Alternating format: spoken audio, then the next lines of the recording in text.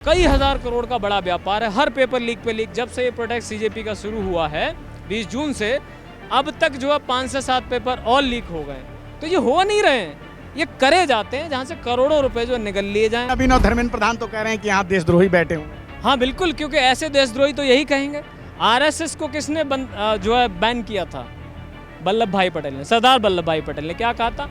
ये संगठन देश के लिए बहुत ही घातक है और इनकी गतिविधियां भी देशद्रोही वाली रही हैं। जो बिन बुलाए बिरयानी खाए पाकिस्तान में मोदी चले जाते हैं तो वो देश प्रेमी कहलाएंगे। दूसरों पर ये आरोप लगाते हैं, लेकिन इनके अपने कृत्य आए दिन बताए रहे हैं कि ये कर क्या रहे हैं। भगवान राम की जो है, मैं फिर से आपको याद दिलाना चाहूँगा, गले का हार नहीं छोड़ा, उनका रामचरितमानस चुरा लिया, 1 किलो सोने का, 200 ईंट चुरा ली चांदी की, और सबसे शर्म की बात कि उनकी चांदी की चरण खड़ाऊँ चुरा ली, जिन्हें हम देसी भाषा में गाँव वाली में चप्पल कहेंगे। तो ये चप्पल चोर लोग हैं जो भगवान की चप्पलें नहीं छोड़ रहे। जो राम मंदिर ट्रस्ट शाह और मोदी ने बनाया है, जहां उनका चंपत राज चपत लगा रहा है, जहां आरएसएस को पैसा जा रहा है, जिसके बदले में 150 करोड़ का ये कोठी बनी है, कहाँ? झंडेवालान में, जहां हनुमान जी की पार्किंग पर भी बुलडोजर चला दिया गया। तो योगी की कोई औकात नहीं है कि योगी एसआईटी फर्जी बना करके कोई इनकी जांच करेगा क्या? उसकी खुद की गद्दी खतरे में है। देवेंद्र फडणवीस ने क्या कहा है, आपको याद होगा कि जिनकी औकात कुत्तों से बात करने की नहीं, जो भाड़े के टट्टू हैं, ये शब्द कहा है, इससे भी गंदा शब्द कहा है, मैं नहीं बोल पाऊंगा वो। इनको इतना घमंड इनके सर पर चढ़ गया है। तो ये आदमी एक नंबर का बागड़ बिल्ला है, झूठा है, जिसकी शुरुआत ही झूठ से हुई हो, जिसने चाय न बेची हो, चाय पीने वालों की जेबें काटी हो, जेब कतरा है एक नंबर का, नाकाम नकारा। भाषा ऐसी प्रधानमंत्री मोदी के लिए रख रहे हैं। अब जो प्रधानमंत्री जो है महिलाओं को अभद्र भाषा बोल सकता है, कह सकता है कि सोनिया गांधी पता नहीं कितने करोड़ की गर्लफ्रेंड है, तो उसके लिए मैं समझता हूँ ये बहुत ही शालीन भाषा। इससे भी ज़्यादा कुछ शायद मैं नहीं बोल सकता। एप्स्टीन फाइल में इन्होंने उन बच्चियों के साथ क्या क्या किया है, क्या आप इनके लिए भाषा की चिंता करते हैं? अरे ऐसे दरिंदों को तो कहीं फांसी पे चढ़ा देना चाहिए। डर इतना है कि जैसे ही आप बोलेंगे आपके घर ईडी चली जाएगी। अरे शिखर सुमन अभी 4 दिन पहले ही शो हुआ है उनका, तो वो कुछ सवाल कर रहे थे, उनके घर ईडी चली गई कि जासु राजप्रिय प्रिया प्रजा दुखारी, सोनरप अवस नरक अधिकारी।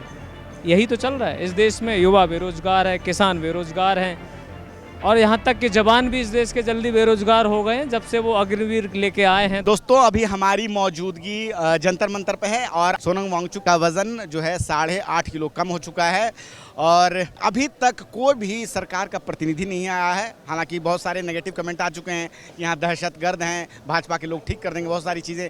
22 बच्चों की सुसाइड के कारण सोनम वांगचुक यहाँ भूख हड़ताल पे बैठे हुए हैं। और हमारे साथ यहाँ एक भाई हैं जो लगातार यहाँ पे आते हैं, उनसे बात करते हैं आज फिर से।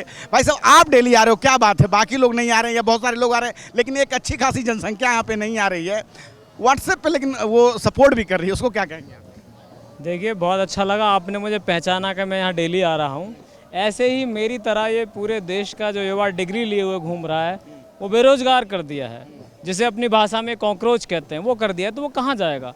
कम से कम वो वहाँ जाएगा जहाँ से उसके हक की, अधिकार की आवाज़ उठाई जाएगी। तो मुझे लगता है जंतर मंतर से फिलहाल सही जगह देश में कोई दूसरी नहीं है, जहाँ राष्ट्रभक्त सोनम वांगचुक जैसे इंजीनियर, पर्यावरणविद, शिक्षाविद बैठे हों, और एक यंग जो है ब्लड अमेरिका से लौट के यहाँ आता है फ्लाइट पकड़ के, अभिजीत दिपके, जहाँ ऐसे तो धुरंधर लोग, ऐसे तमाम क्रांतिकारी हैं। तो ये सही जगह है बार बार आने की, अपनी आवाज़ उठाने की, अपना समर्थन देने की।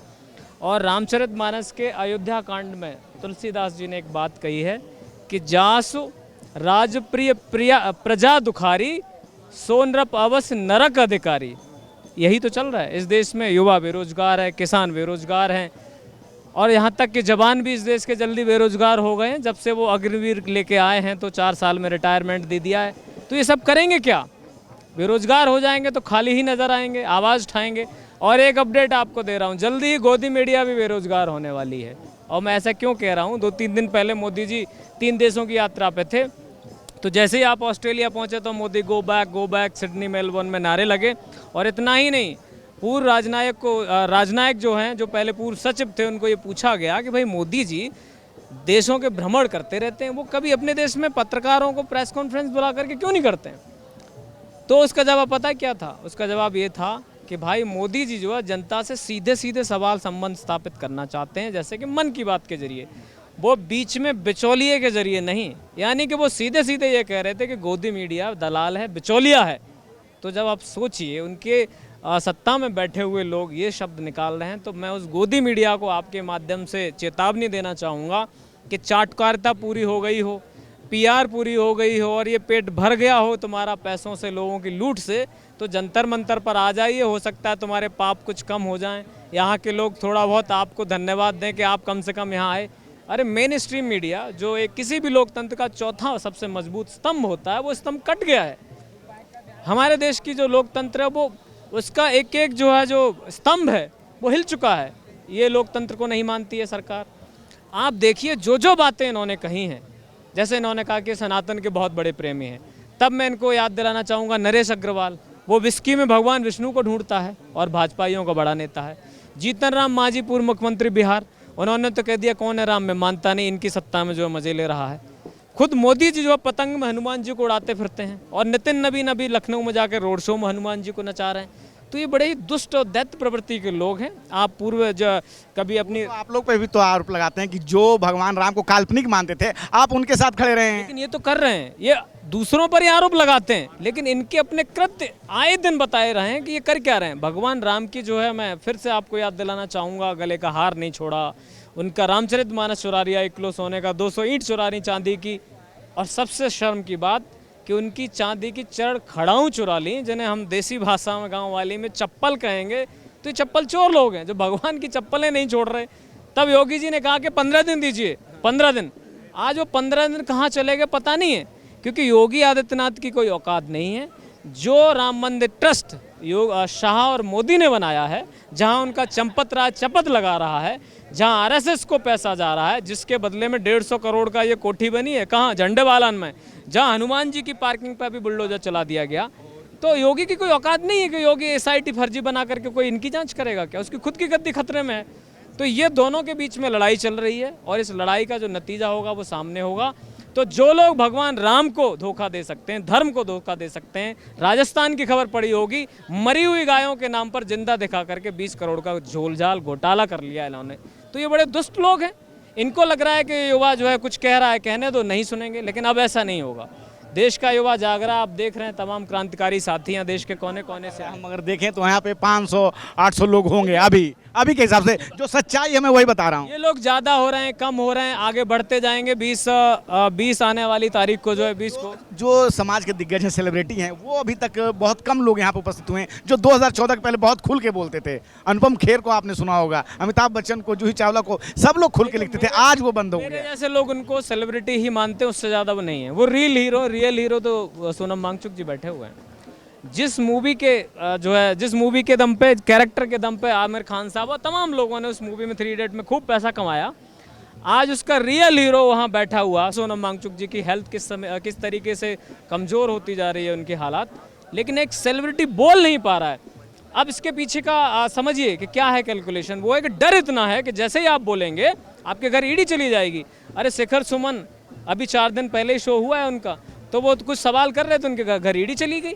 तो ये डर है, ये खौफ है, ईडी का खौफ है, इनकम टैक्स का खौफ है, सीबीआई का खौफ है। और यही ईडी, सीबीआई, इनकम टैक्स भगवान राम के घर में चोरी हो गई है तो बोल नहीं रहा है।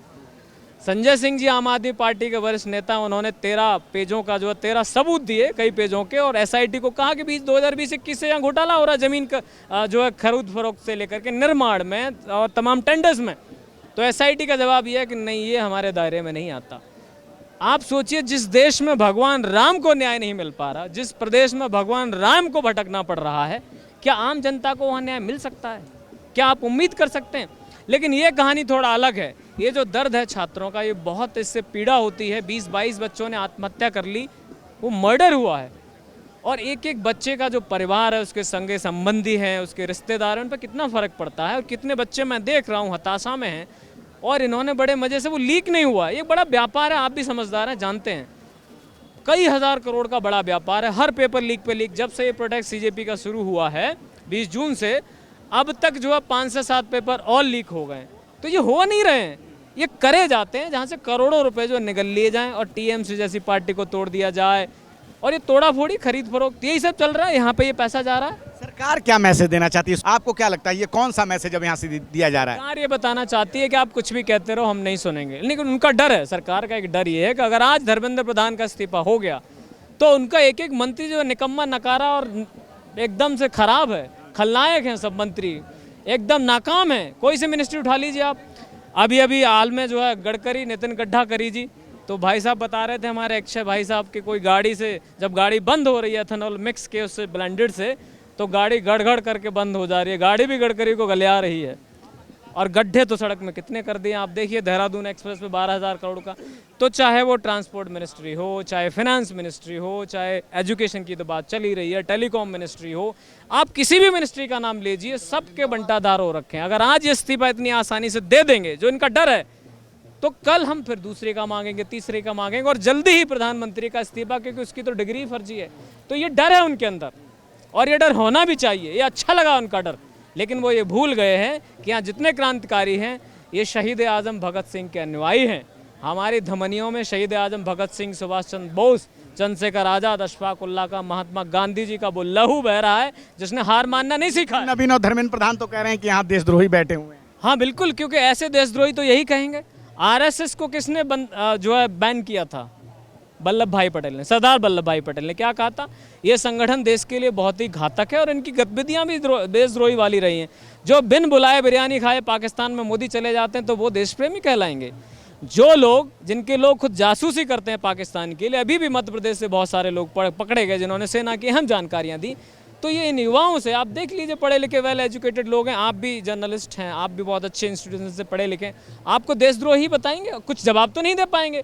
जब इनके मुंह में जवाब नहीं होता है तो कुछ भी बकते हैं। ये किसानों को कह देते हैं ये पाकिस्तानी खालिस्तानी है, युवा आवाज़ उठाए तो उसको अभी देवेंद्र फडणवीस ने क्या कहा है आपको याद होगा कि जिनकी औकात कुत्तों से बात करने की नहीं, जो भाड़े के टट्टू हैं, ये शब्द कहा है। इससे भी गंदा शब्द कहा है, मैं नहीं बोल पाऊंगा वो। इनको इतना घमंड इनके सर पर चढ़ गया है, जिस सत्ता के दम पर, जिस लोकतंत्र के दम पर, जिस वोट के दम पर इनको जो जिम्मेदारी मिली है, एमएलए, एमपी, मिनिस्टर्स, मुख्यमंत्री, प्रधानमंत्री, आज उसी जनता से ये ऊल जलूल हरकतें और एक गालियां देकर के बात करते हैं। लेकिन ये युवा हार मानने वाला नहीं है। अच्छा, एक अभी आपने वो खबर सुनी होगी, जिस दिन एग्ज़ाम था नीट का, उस दिन प्रधानमंत्री मोदी स्टेज पे कह रहा हूँ, सॉरी, एयरपोर्ट पे रुक गए थे कि भाई पहले वो पेपर हो जाए, बच्चे पहुँच जाएं, उसके बाद वो निकलें ताकि बच्चों को कोई दिक्कत ना हो। आखिर यहाँ उनको ये क्यों नहीं दिखाई दे रहा है, क्या लगता है? मैं कह रहा हूँ उस दिन उन्होंने जो एहसान किया है ना, कि अपनी गाड़ी रोक दी, बच्चों को रीनेट एग्ज़ाम देने दिया, उनका ये एहसान तो कभी भूल नहीं पाएंगे। और हो सकता है लगे हाथ उनको इनके इस एहसान के लिए भारत रत्न भी दे दिया जाए। शायद हम बुला करके उनको अमेरिका वाले नोबेल भी दे दें, भाई इतना बड़ा काम आपने कर दिया। अरे इतने में तो आप जो है देश की 2-4 चीज़ें तो बेच ही डालते। तो मैं धन्यवाद अदा करता हूं कि वो वहाँ रुक गए, इसलिए देश की 2-4 कंपनी बेचने से बच गई, नीलाम होने से बच गई। आप देखिए टेलीकॉम इंडस्ट्री को कैसे बर्बाद किया है। जो 5G आप BSNL, MTNL चला रहा होता, 80,000 टावर अपने आका अंबानी को नाम कर दिए। तो ये मजाक चल रहा है देश में। तो मैं धन्यवाद देता हूं कि वो उस दिन जो वहाँ रुक गए, वरना तो वहाँ आकर के कुछ 4-6 कंपनियों को तो नीलाम कर देते, तो कुछ तो बचा इस देश का। और यही खबरें रह गई हैं। अभी न्यूजीलैंड दौरे पर मैं आपको ये दिखाता हूँ क्या छपाता। नवभारत टाइम्स ने छपाया कि मोदी जी आए थे यहाँ 30 साल पहले, तो वो मफलर उनके पास अभी भी है। यानी टाइम्स नाउ नवभारत जैसा मीडिया जो मेन स्ट्रीम है, वो क्या कह रहा है, इसको दिखाइए। वो कह रहा है कि 30 साल पहले का मफलर आज भी मोदी। अरे भाई, विदेश में आप गए हो, क्या MOU साइन किया है, क्या आपने करार किया है, कोई उद्योग धंधे की बात हुई है, रोजगार की बात हुई है, पैसा लाने की बात हुई है, वो बोलिए ना। मफलर लाए थे 30 साल पहले, तो मोदी जी भीख भी मांग रहे थे 40 साल तक। तो ये आदमी एक नंबर का बागड़ बिल्ला है, झूठा है, जिसकी शुरुआत ही झूठ से हुई हो, जिसने चाय न बेची हो, चाय पीने वालों की जेबें काटी हो, जेब कतरा है एक नंबर का, नाकाम नकारा है। भाषा ऐसी प्रधानमंत्री मोदी के लिए रख रहे हैं। अब जो प्रधानमंत्री जो है महिलाओं को अभद्र भाषा बोल सकता है, कह सकता है कि सोनिया गांधी पता नहीं कितने करोड़ की गर्लफ्रेंड है, तो उसके लिए मैं समझता हूँ ये बहुत ही शालीन भाषा, इससे भी ज़्यादा कुछ शायद मैं नहीं बोल सकता। तो नकारा, निकम्मा और ये बागड़ बिल्ला, ये बहुत ज़्यादा मुश्किल भाषा नहीं है, ये देसी भाषा है। और मैं गाँव से आता हूँ तो मुझे लगता है ये भाषा ठीक ठाक है मोदी जी के लिए। जिस तरह के इनके कुकर में, एप्स्टीन फाइल में इन्होंने उन बच्चियों के साथ क्या क्या किया है, क्या आप इनके लिए भाषा की चिंता करते हैं? अरे ऐसे दरिंदों को तो कहीं फांसी पे चढ़ा देना चाहिए। क्या मैसेज देना चाहेंगे जनता को या सरकार को? यहाँ से 16 दिन हो गए, सरकार के लोग अभी तक नहीं आए। देश के युवाओं को मैं ये मैसेज देना चाहूँगा कि अगर आप इस उम्मीद में बैठे हैं कि परिवर्तन करने, सिस्टम अच्छा करने कोई ईश्वर आएगा, नहीं आएगा। उसने भेज दिया है आपके सामने देशभक्त सोनम वांगचुक को। उन्होंने इन तमाम क्रांतिकारी साथियों को बैठे हैं तो भाई साहब घर से निकलिए, घर से निकलिए। 20 जुलाई को जंतर मंतर पे आइए, पीसफुल प्रोटेस्ट में भाग लीजिए। संसद भवन में जो आपने भेजे हैं जनप्रतिनिधि चुन के, उनसे सवाल उठाने की जहमत कीजिए। नहीं तो फिर ऐसे फिर कोई हर आदमी हार मान लेगा, आपका जवाब कोई देगा नहीं और आप फिर से गुलाम हो जाएंगे। गुलाम तो हो ही चुके हैं। तो घर से निकलिए, थोड़ा कष्ट कीजिए, जंतर मंतर आइए, दिल्ली आइए और अपने हक की आवाज़ खुद उठाइए। आप देख रहे हैं नेट्रिक न्यूज, साहस सच कहने का।